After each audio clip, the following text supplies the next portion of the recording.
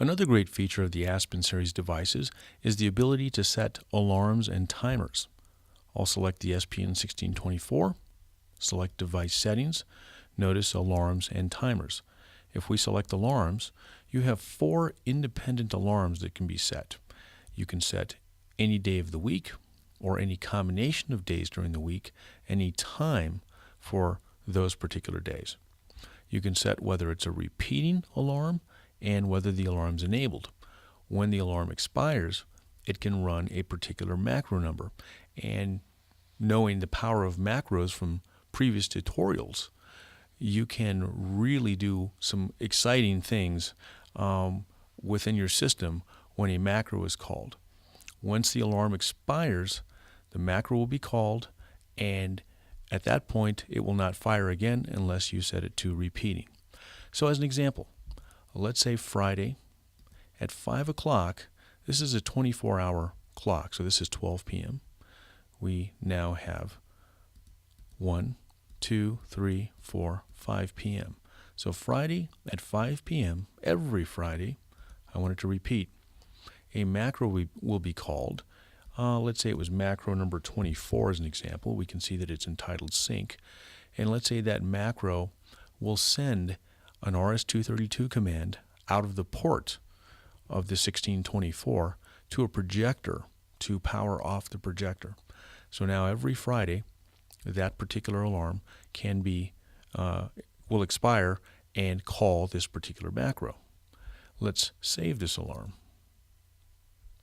Now, let's set alarm number 2. Alarm number 2, we may want to set for Monday morning at 8 a.m. We want let's say 8 a.m. There we go. We want this to repeat as well, and we want maybe macro number 25. This is input 2 control on. We want input number 2 set, and we want the projector also to turn on, and we can save that as well. So now we have 2 independent alarms, and those alarms will control the projector at the start of day Monday and also power off at the end of day on Friday. So that's one of many, many ways you can use an alarm, and there's still 2 additional alarms left to do other things if you wanted to do things like room combining because there was a meeting that takes place every Wednesday and so on.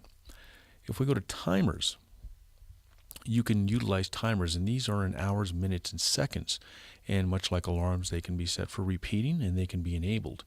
So if I, for instance, have a let's say an hour presentation, and I know the first 30 minutes is just going to be talk. So I can set that number in. And I want also this to be 0.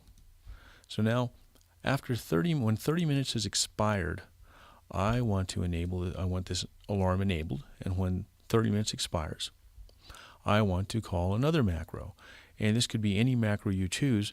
And maybe it's a macro at that point to turn on a projector or to enable a particular input to pass audio from my computer, or whatever you might want that to be. You can use these timers, and there's 4 of them as well. And that's how you utilize alarms and timers.